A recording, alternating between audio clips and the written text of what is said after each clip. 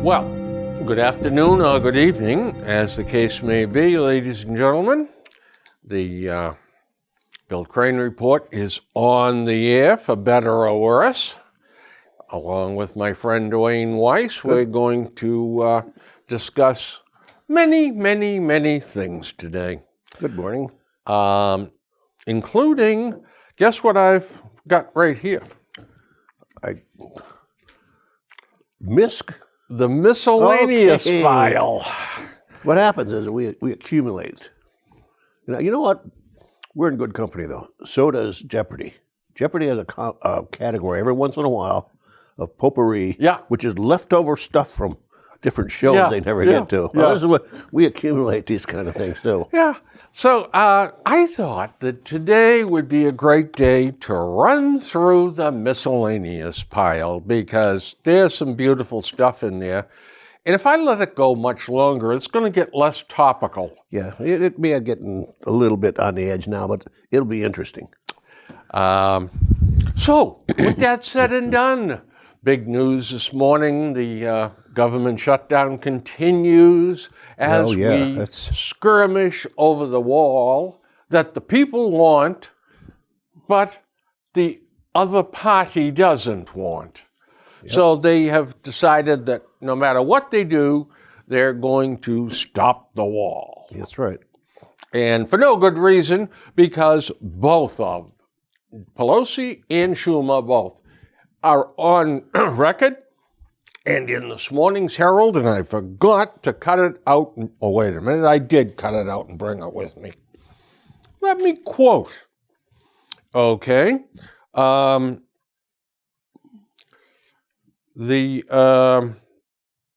sorry, this is not the article that it was in. But they're both quoted, and they're both on record as supporting the wall and supporting, at one time, $19 billion for the wall. This wall proposal goes back several administrations, several Democratic administrations. And Obama's on record as supporting it. Even Clinton was in on it. Yeah. In the article, he gives a long, eloquent defense of why we need the wall. It's imperative. And now, because it's Donald Trump's perhaps last unfinished piece of business from the prior election, now we're going to deny him that, the wall. It's absolute inner Washington political nonsense. Oh, that's what it is. It's my way or no way. Yeah. That's what. So he's going down to visit the wall today, along with his military advisors, and they're going to look at what they can potentially do. But a very important political giant in the U.S. Was quoted this morning as saying to Nancy Pelosi, "Build the wall." And that is the singer Cher. She said build the wall? Yeah, get a load of this more to the story, as you may think. I'm shocked because I don't think there's a more liberal Looney Tune out there than she her. She said to Pelosi, "Be the bigger person. Otherwise, he will outsmart you and eat your lunch, and you will be the loser and he will be the winner." You can't make this stuff up. I'm laughing because he will. My friend, he already has eaten her lunch. And the polls also that the Republicans have show that people across the country, Democrats also, favor building the wall. Just build the damn thing and get done with it. And get it over with and put it in the rearview mirror. That's right. That is the best advice I could give Pelosi and Schumer, is just say, all right, Mr. President, we need to get on with the business of the country. This is stopping us. Here's your bloody wall. Of course, in typical fashion, the other day, I said to Monica, Why didn't he just build the damn thing as while he's at it, electrify it with 40,000 volts? She says, you always have to carry it one step too far, don't you?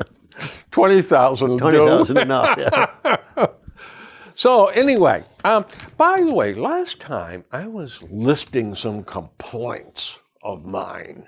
We don't have So any I never complaints. quite got to the couple of them here.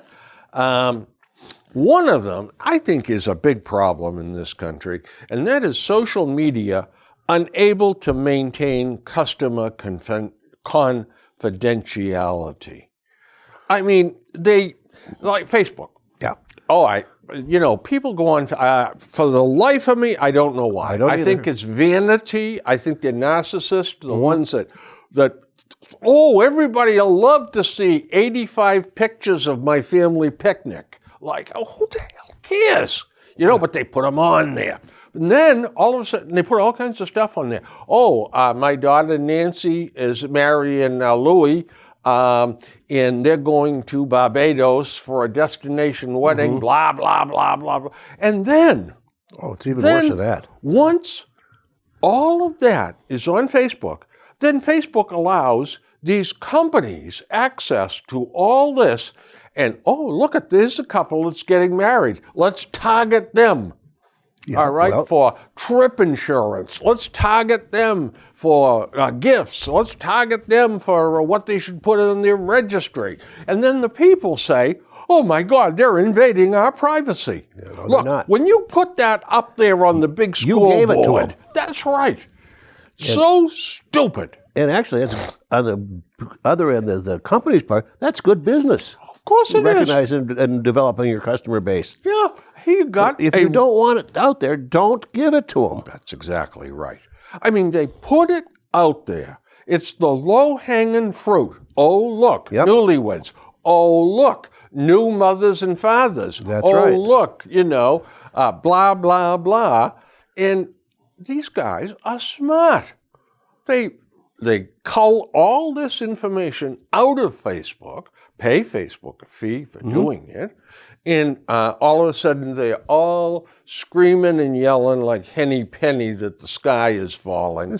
My family secrets are out there. Well, you put them on the bloody thing. It's not just Facebook, but it's everything. They gather information all the time on Twitter. They have ever since there's been available.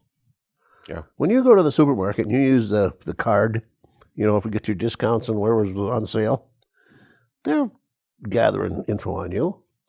A woman goes through and she buys a pack of Pampers. Boy, they know she's got an infant at home. It's boom. They're not dumb people. Oh, they're not dumb. Procter & Gamble didn't get rich by being stupid. Not at all. Yeah. And the other thing, too, I wanted to rant about, I guess, was these masses of plastic floating in the ocean is a crisis of enormous proportion. And we are diddling. We're talking about, we don't want high-tension wires coming down from Quebec carrying electricity for New England. It'll spoil the landscape. What the hell's going on in the ocean? There's one mass that's the size of Texas. That's right. I think about 3 years ago, maybe 4 now, the last time we were in Aruba, a beautiful place where the island is. It's got one side that faces Venezuela, is calm and palm trees, and that's where all the resorts are. The north side of the island is wild. The surf is, you can't go in the water. Oh, wow. And it's right up, it's up on cliffs and little coves and stuff. But you'd die in that water. I mean, they're on a given day, they're probably as big as this room crashing in there. Wow. Those coves on the north side are packed with plastic. Yeah. The stuff that has come down from, God knows where. Who knows, yeah. Probably China and all every place else. But you can almost walk on some of those coves. Brazil and Mexico, I imagine. Yeah, and then even where it crashes up onto the rocks and stuff, they're just covered with it. And they keep cleaning it up, but they can't get it up cleaned fast enough. Here's the problem, Dwayne. We could probably clean up some of this stuff, but what the hell do we do with it then? Yeah. We have got to come up with huge incinerators that are not going to, what we put up the stack isn't worse than what we're destroying. Yeah. And that's the story. But you know what? We're going to talk about a couple of things later on. Mm-hmm. If we can send a Hubble telescope out so many billions of miles, if we can send that other thing, the Discoverer, I think it is, out 4.5 billion miles, right to the edge of the solar still get signals back from it and mine data, we can figure out a way to destroy plastic. Absolutely. There's enough pointy-headed little worms at MIT. Put them in a room and lock the door and say you can't come out till you come up with a nice, clean incinerator. Even could be. I think it could be reused. I don't see any reason that plastic can't be put right into road surfaces. Exactly, ground up into the road surfaces. Put it right in, make an 80-20 mix with the asphalt. And years ago, they used to say, "Well, what are we going to? We're putting down asphalt. What are we going to do with it? It breaks up and stuff. We can't take it to a landfill." They found out they could break it up, and these machines go on, and they grind it all back, and they remix it up and lay it down again. And put it down. Yeah. Talk about a renewable natural resource. Yeah. Oh, dear. Well, the need for term limits for all politicians. We've talked about that before. Yeah. But you know what? As long as they make the rules, the legislation will never, ever be even debated. Even DeLeo, he was for term limits, and all of a sudden, when he got back in the position of power, now it's trying to pass legislation to eliminate term limits. Exactly. Marty Meehan got elected years after year after year on, I'm only going to run for 3 terms, something like that. Yeah. And then after he was 6 or 7 terms, Howie Carr used to get on him about Marty. I remember that well. Yeah. Howie was, he had no mercy. And Marty Meehan kept coming on the show. Oh, yeah, I know. Politicians love FaceTime. Okay, a couple of other things too, but we're going to get to them on different subjects. Okay. One thing here I guess I would like to talk to is driving when distracted. Now, we passed a law in this state. You cannot be texting and driving. Yep. Oh, it's a $300 fine or some such thing. I'd love to know how many times that fine has been collected. Not very many. That's right. Because I don't think the police are the least bit interested in that law. Or even trying to figure a way out to find out who's texting. The drivers ignore the law. The police ignore the drivers. Oh, yeah. And Governor Baker has got the old deer in the headlights look. Oh, he's concentrating now on the oxy epidemic. But yet people continue to die on the highways. Why doesn't he concentrate on that? No. It's the low-hanging fruit again. That's exactly right. It's low-hanging fruit. Well, even the Boston Police Department just announced not too long ago that they weren't really interested in enforcing some of these traffic laws. I know. And now you get a DA that said, she's not interested in enforcing anything. Well, I got a thing on that right here. So Speaking of Governor Baker, when is he going to seize control of the state police? A civilian head for one thing, and a culture change for the other. Yep. And when is our esteemed Attorney General, Miss Healy, going to produce her report on the state police? She's had enough time to put 50 coats of whitewash on it. Must be ready by now, don't you think? Yeah, well, I got something here. This is a perfect lead-in. Our attorney generals, she's the second one for sure, seem to think that the attorney general, when she gets elected, they get elected to both of them, the last 2 have been women, but when they get elected to that office, it's a stepping stone. We talked about the other day gateway drugs. Well, this is a gateway office for these people. Attorney General, that's just a stepping stone. I want to be governor, or I want to be a senator, or I want to be something else. So I'll just take this job and kind of make a name for myself. I'll do a bunch of traveling around the country. What is she doing now? Well, the last one, wasted our time and money suing Microsoft because it was a monopoly. She had no business suing Microsoft. That's a federal thing, not state. Now we got one now. She's after ExxonMobil. Of course. Yeah. Because, get this, folks, they should have known that fossil fuels were going to contribute to global warming. Well, who knew? And now she's got taken up this big case. She went before the Supreme Court. They said she can go ahead with it. Wasting Massachusetts taxpayers' money and time. Both of them are important. The time's probably more important right now than the money because there's so many things, just like Bill said, with the state police, these judge magistrates, other corrupt things that are going on that need to be done. But she's out there chasing ExxonMobil because they should have known that fossil fuels were dirty. Well, Miss Healy, do you get in a car when you go to work? Or do you walk? Oh, she probably walks. Probably rides a bicycle. Do you ever ride in a bus, airplane, anything? Well, don't, because there are fossil fuels. That's right. You can't do that. No. We get things asked backwards in this state. And the Boston City Council is another perfect example. Those idiots. Absolutely. They get elected to that, and they get a chance to get FaceTime and sound bites on the local news so they can move up the ladder. Folks, do you know that the Boston City Council will spend for weeks debating items like, what should we do with North Korea? What kind of sanctions should we put on Russia? It has nothing to do with them at all. But they'll spend a week debating this. They are a group of self-serving, ambitious would-be politicians. Absolutely. That's all they are, empty suits. Well, I have a story, beginning the miscellaneous stuff. I have a story here that's going to tickle you because it's made the liberals very, very happy.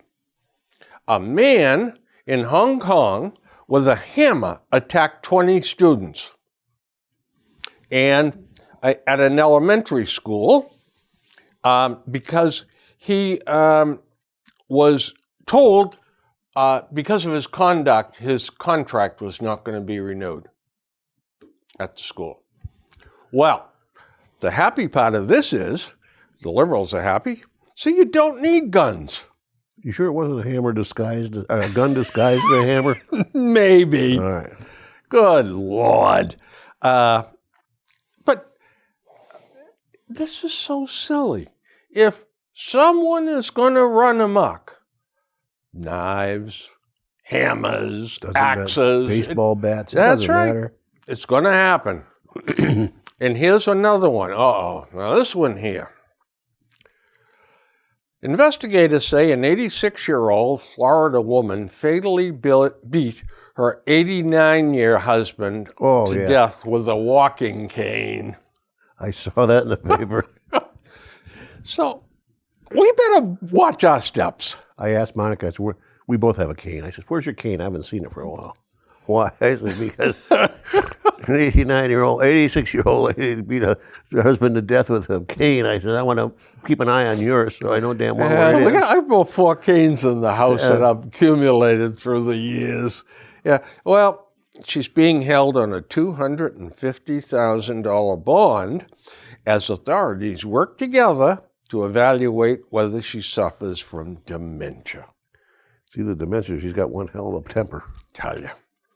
Well, here's quite a story, Dwayne. Headlines, and this was in the Herald not too long ago.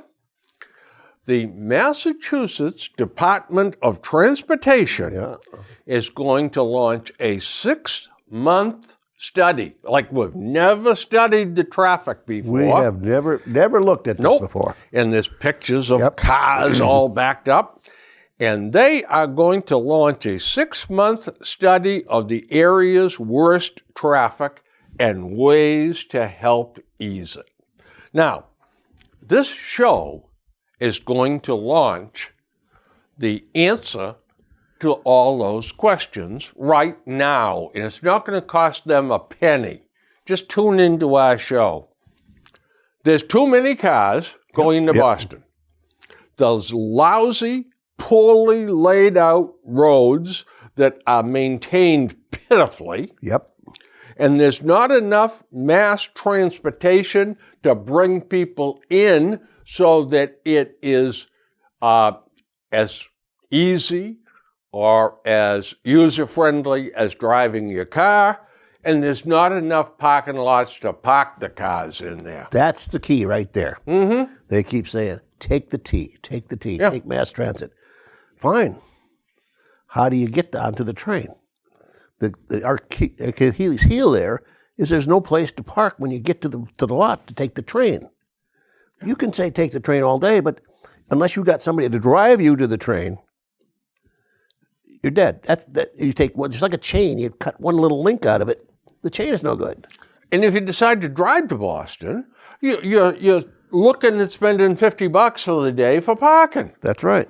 So, and that's if you can find a lot that will take you in. Now, here they got some solutions that are just idiots. They say, let's charge key times more money for somebody to go in. Like, let's charge on Southeast Expressway. If you want to go between 6 and 8, you're going to pay a big price. Well, I have driven in the past daily almost, we're going into Tufts, the Southeast Expressway. There is not a car, I'll bet there's not a guy out there that's driving because he wants to between that time. That's right. Everybody's driving because they have to. To go to their job. They can't change the time that they go in. If they could, he'd go in at 11 o'clock in the morning. You know, the only thing that you could possibly do, and this is just an enormous upset as far as money, as far as getting the job done properly, and that is to get a massive change in work hours and have work from 10 to 7 at night. Yep. And you know what? It'll clog up during those hours. Sure it will. Then. So I'll tell you what. Go ahead. So here's the deal, okay? Mass Department of Transportation, whatever it's going to cost you people to do this stupid study that anyone with half a brain knows what the answer is, probably, I don't know, $250,000 worth of sitting around batting the breeze at meetings. Send the check to the Bill Crane Report. That's right. That's right.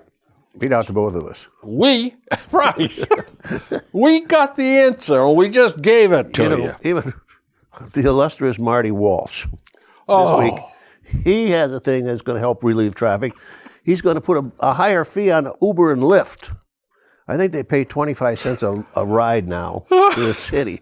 He wants to raise that fee to like maybe 50 cents a ride. That's going to reduce the traffic. Yeah, that'll do a great job. What in God's name is that going to do?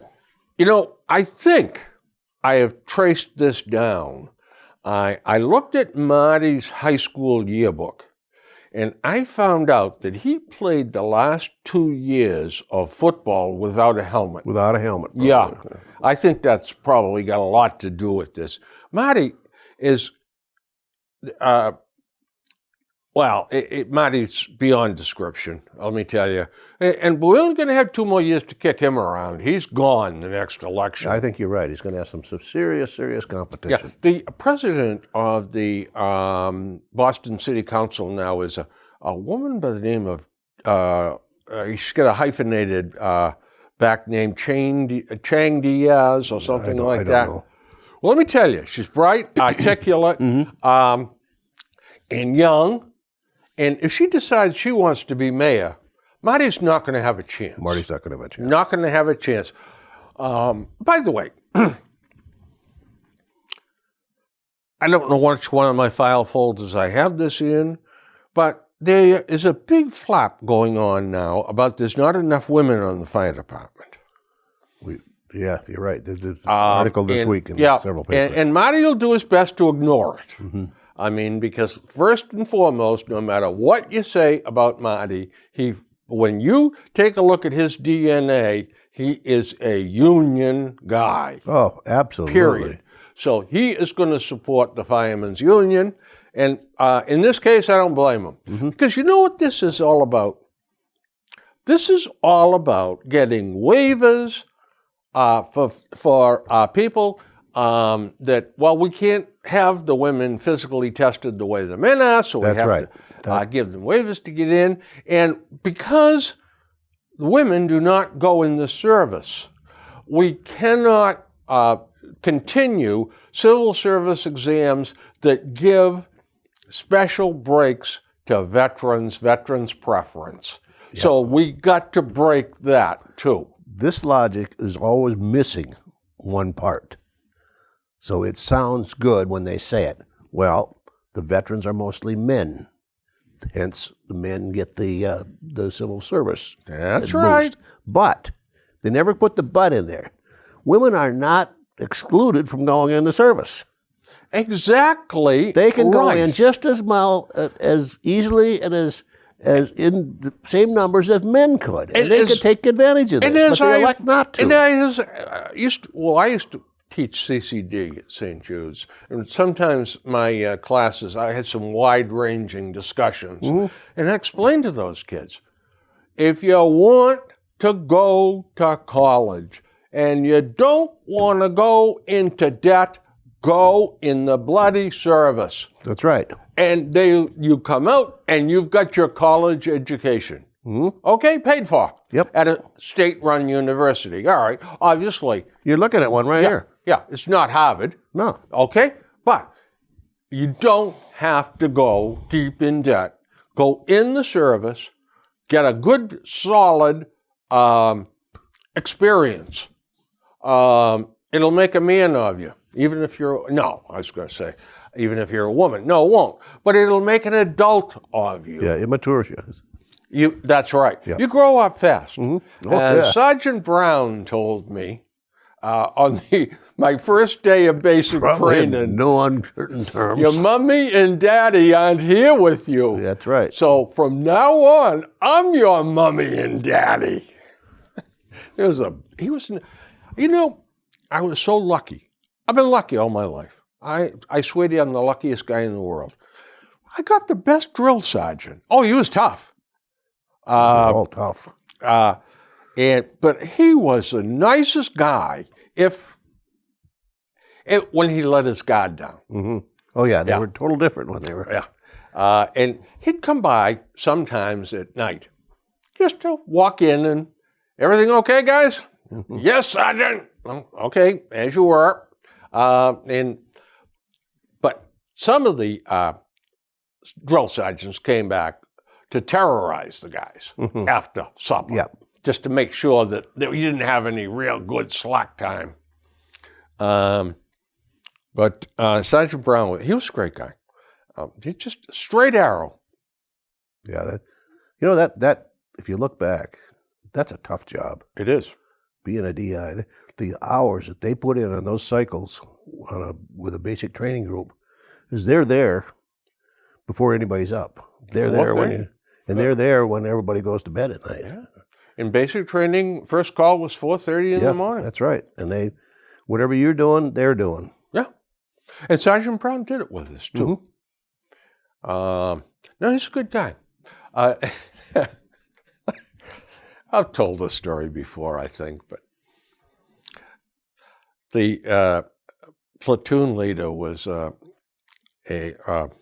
company leader, company commander, was about a 5 foot tall Hawaiian Japanese first lieutenant, Kazuo Kawiki. Oh boy. And I'll tell you, he was a good guy, but he'd stand in front of me and he'd be looking up at me. It was funny too. He used to call me. He says, "You know what, Crane? You nothing but a big garbage bucket." The way he said it, I had a tough time keeping a straight face. Yeah, you don't want to laugh. No, but he was funny. And also, you know what? You're not going to learn that in high school. No. Yeah, good service. And learn all kinds of things like that. That's great. I didn't think it was great when it was going on. No, but when you look back, it's different. Yeah. Well, here's a big question that has been bothering people for years.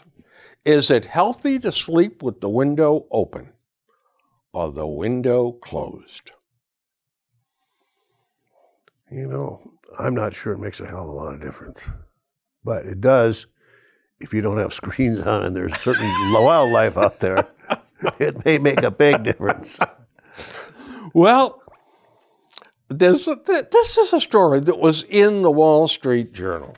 Now, look at how many words there are in this article. Yeah. Wasted. Because everything is summed up in the last 2 paragraphs. Dr. Kirsch says, it often seems like opposites attract when it comes to people in a relationship. Temperature fights are not uncommon in my practice. In general, keep out of the light. Maintain a cool temperature. Make sure the bedroom isn't hermetically sealed to allow for some airflow. That's important. And try to stick with the same sleep schedule every night of the week, no matter what. Mm-hmm. But we wasted probably, 100 trees on that article. And there it is, summed up. So there, now folks, have a good night's sleep. And thank us. Newspapers, particularly newspapers, daily papers, have got X number of column inches every day to fill. Some days the news is going to be slow. And that's why these journalists or these copy people, are called on. We need 12 column inches from you. We need 25 column inches from you to make it. And they got to come up with something like this. Yeah, and not only that, but they also go to think tanks, to colleges and stuff, and they say, submit articles to us. Yep. We'll put them in the drawer. That's where these are set. That's exactly right. Yep. And when we have a down day, a slow day, or when perhaps the article that you wrote is perhaps in the news. Yep. We'll pull it out and pop it in, and you'll get paid. Somebody said, isn't it amazing that every day there's just enough news to fill the newspaper? I said, yeah, if you think about it that way, I guess it is. Well, I'll tell you what, on slow news days, too, the pitiful and despicable Globe. I'm going to tell you, it don't have to be slow. Right. They fill up, on slow days, they fill up with stuff from the New York Times. Oh, yeah. And from the different news services. Yep. So if there's a lack of what's going on in Boston or in Massachusetts or in New England, then you see stuff being brought, from the Pittsburgh newspaper or the Atlanta newspaper. That's one thing I don't like about there's one thing I don't like about the Sun Chronicle. They use so many other people's editorials. You look at the editorial pages, this came from the Pittsburgh, this came from LA Times, this came from somebody else. If you got an editorial, from Attleboro Sun Chronicle, use it. Use your own. I don't really care about what somebody said in the LA Times. The 3 times I sent editorials to them, they were probably ignored. Trashed. Yep. Well, it was their loss. That's right. Just a few months ago, a passenger on a Ryanair flight went viral when video surfaced of his racist remarks against another passenger. Unfortunately, incidents like this are not uncommon. A new report by the International Air Transportation Association shows that airlines are not doing much when it comes to racism and sexual harassment on flights. I'm going to cut through some of this crap. Only 1 in 20 offenders were removed from planes. And then they go on to say, the real kicker, only 17 of the 350 passengers who engaged in discriminatory or abusive behavior were taken off the aircraft. Well, how do you take someone off the aircraft when you're flying over Indiana?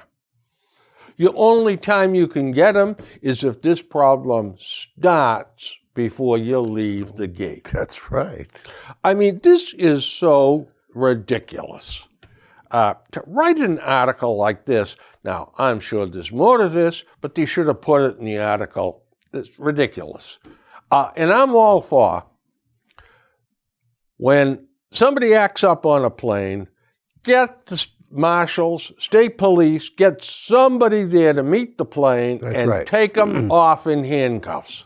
Mm-hmm. That is not the place for you to be acting up on an airplane. No, because you're a captive audience in this tube and you can't do anything. It's dangerous. Yep. To my health. I don't care about yours. Mm-hmm. All right, the guy that's acting up. I'm worried about me. Yeah. Well, I can see airlines though that gets to be a really sticky subject there. Then you get the racism. Mm-hmm. What's racist to one is not racist to somebody else. That's exactly right.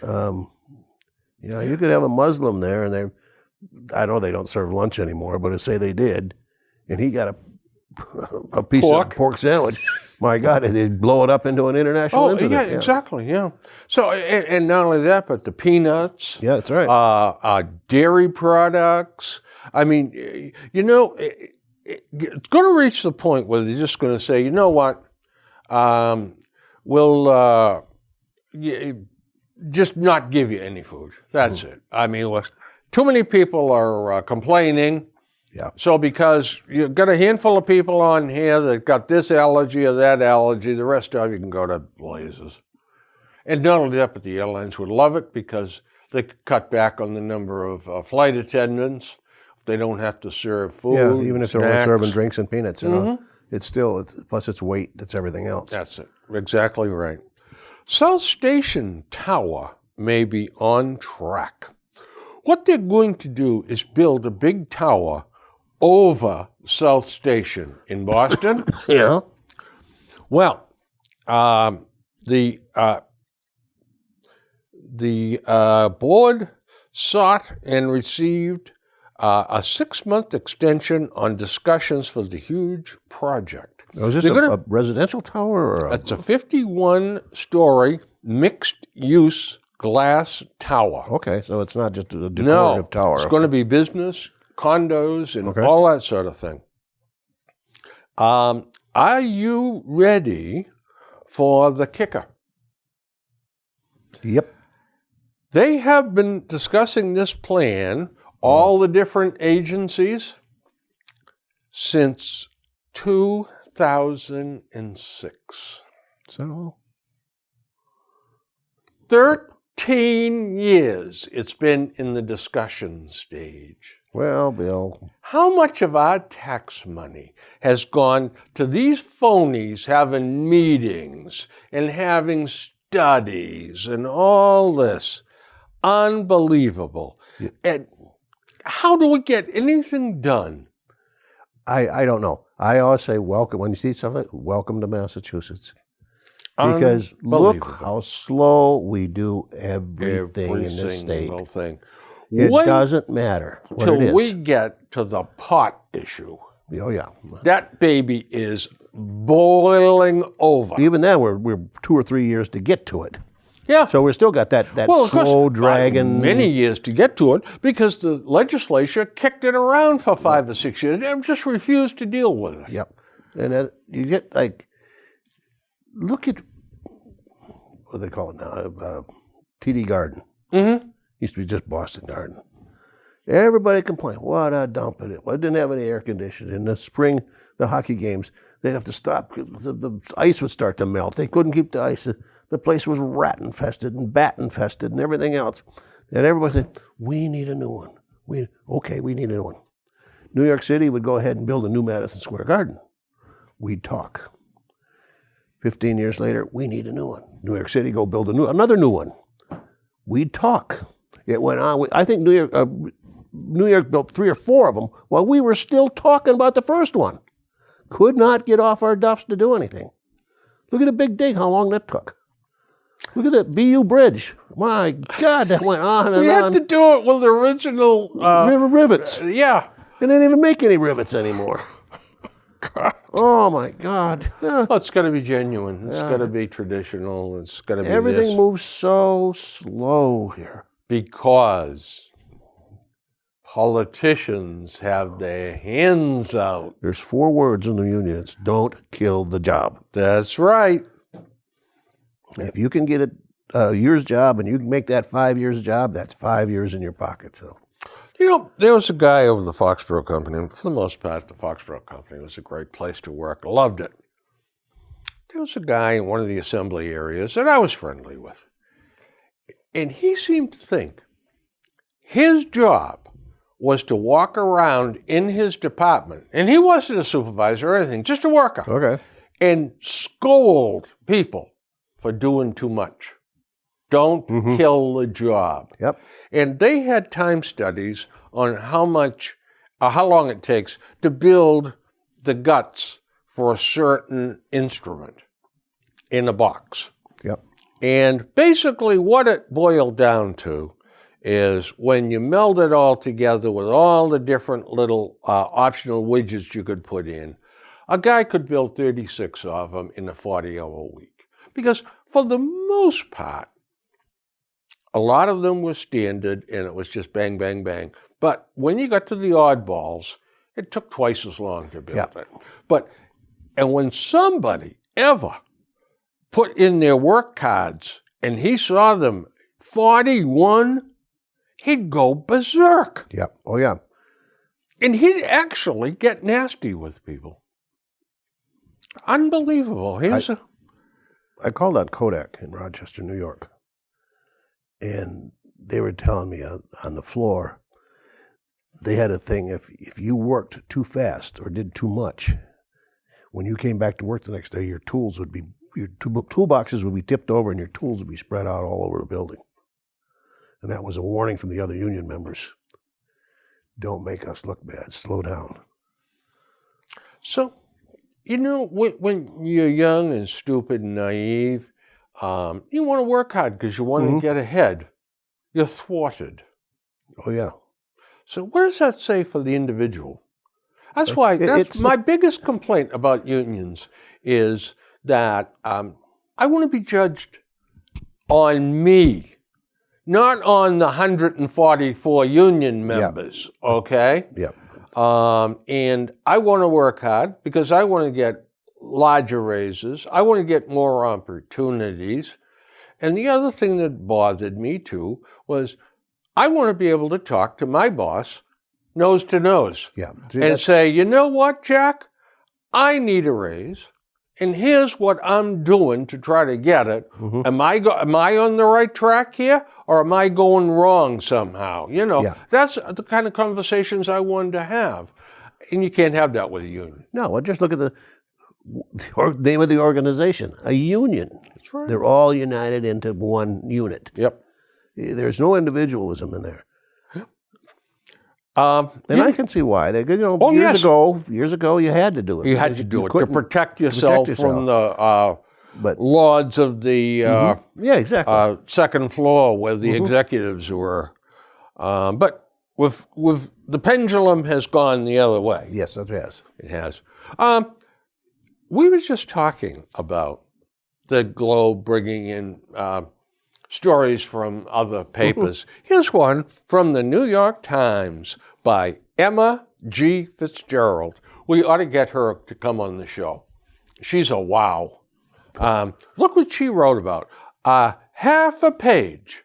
How many trees did it take to be killed to write this article? Surge in suicides by taxi drivers. Oh, my God. Shakes New York. What the size of that? All the news that's fit to print from the Gray Lady. unbelievable. The city's taxi commissioner, Meera Joshi, has characterized the deaths as an epidemic. The stories have drawn attention to the economic despair in the industry and prompted the City Council to weigh new legislation to help taxi owners reduce their debt and to increase driver wages. And Roy Kim, a taxi driver, recently became the 8th professional driver to die by suicide in New York in the year 2018. Well, now, isn't that something? Now, I'm no big fan. I didn't see that article, so I have a question. Go ahead. I'm no fan of Lyft or these other Uber. Basically amateur taxi drivers, I guess. I don't think that's the best way to go, to be honest with you. But there's too many instances where these drivers have turned on customers or sexually attacked women or get in fights with guys or whatever. I think the professional taxi drivers is a better way to go. But it's free enterprise rearing its ugly head, and sometimes it doesn't work out properly. But this is a non-story, it seems to me. Right. And so with that in mind, I pass it on to you. Okay. Does the article come to any conclusion whether there's several factors in things like this, whether it's the job itself, basically, the intrinsic job, or the people doing the job? They're losing money. Well, first of all, a taxi medallion in the city of New York, the high water mark was $1 million. Yeah, now they changed hands for $200,000. Yeah. He bought a medallion last year for $578. Now it's worth $2,000. Yeah, well, that's. It's $578,000. Now it's worth $200,000. But they're depressed because these other companies are taking business away from them. That seems to be the bottom line. And they're getting counseling, but it's not working.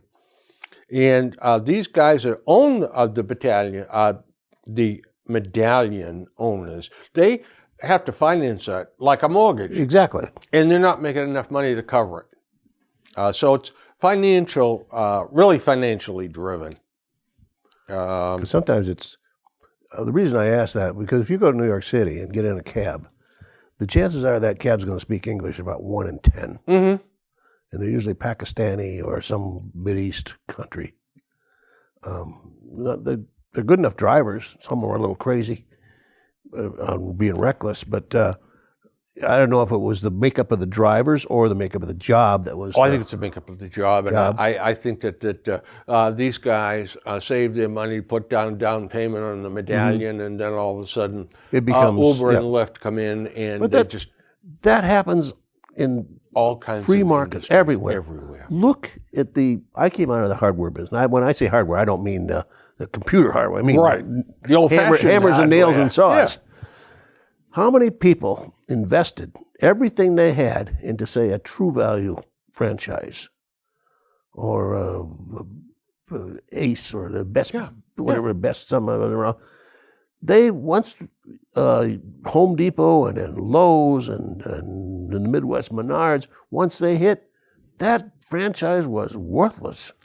And the big ones are sourcing their tools out of China or Korea or Thailand, and they're bringing them in because they can buy them in a quantity that the little guys can't touch. So, it's rigged against the little guys. Oh, absolutely. But when you do anything like that in business, you always run that risk that something's going to change. If you go way back to the buggy whip days, if you start a little buggy whip thing, to make buggy whips, and all of a sudden automobiles showed up. You're out of business. Boy, oh boy. And it didn't take long to put the buggy whip manufacturers out of business. Yeah, and that's a textbook that's example, yeah. But you always run that risk. And there's nothing you can do about it because that's just progress.